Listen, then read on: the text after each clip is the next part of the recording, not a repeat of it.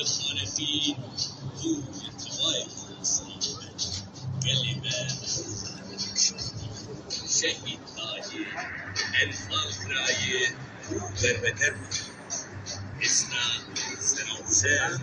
باشوري ولاتما وقتل أصل وشدي دي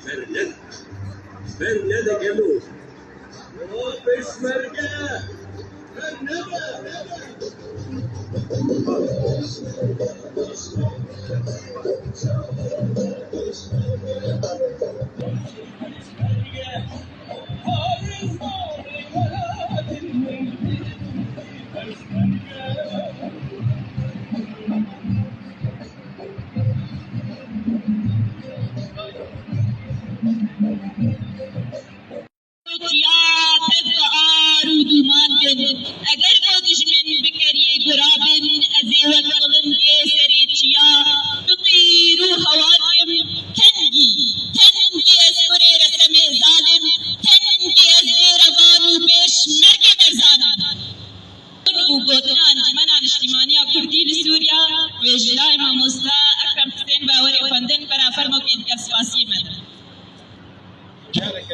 جارك أديب نبي جمانا اجتماعنا كردي أسفر أودنا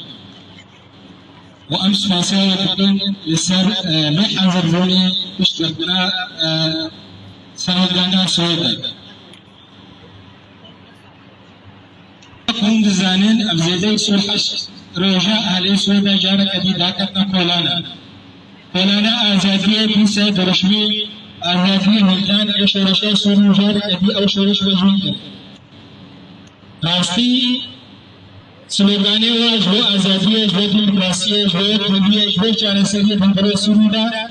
و اب تذکرێک بداوی بێت و ملەتە سووری هێکن بێ دەرکەوێت و سەربەستانە کردیە و ئەگەر بچاکردی زیندانێ لێرە ژووریە دەوما ئەسەدیدا شکێرە دەبێت ئاسناماوە دیار بێت ئەم دیار دەکرێت و ملەتە سووری هەموو یەکە تبين حمو درشنا وسلوغانا دا درد كده وهالوستاوي جميلتا أمبروني دا بدايا دير الهيلي نهيد زيرو شارع شريف راستي شبه سوريا بلد سوريا ديمقراطي سوريا اتحادي لا مركزي ألماني هركس ما في قدس تقرن جوخة كده ببني سوريا يسر حولاتي آباد لسر وطنية آباد بي لسر عدالت آباد بي جبر کو کسی سویتا بھومانے مفیلنا کے مجبور بطا انجمانے بے عربی بخینے ببور اللبا هذا الحضور، باسم المجلس الوطني الكردي في سوريا نرحب بكم جميعا في هذه الوقفة التضامنية مع انتفاضة أبناء السويداء التي انطلقت منذ أكثر من شهر، وهي تهتف للحرية والكرامة في ساحاتها وتستهيف الشعارات السلمية للثورة السورية في بداياتها. الأخوة والأخوات، لأكثر من شهر وأهالي السويداء يريدون رسم مستقبل سوريا الرافض للدكتاتورية والاستبداد والتجويع والترهيب دون أن ينال التهديد من تصميمهم شيبا وشبابا رجالا ونساء، وهم يعبرون عن نبض كل من يتوق إلى الحرية. إن المجلس الوطني الكردي في سوريا وقفته التضامنية هذه مع أبناء السويداء يعبر عن مساندته لكل أحرار سوريا والتزامه معهم فيه، وطالبة المجتمع الدولي بتحمل مسؤولياته الأخلاقية والقانونية والسياسية بالوقوف مع الشعب السوري في محنته،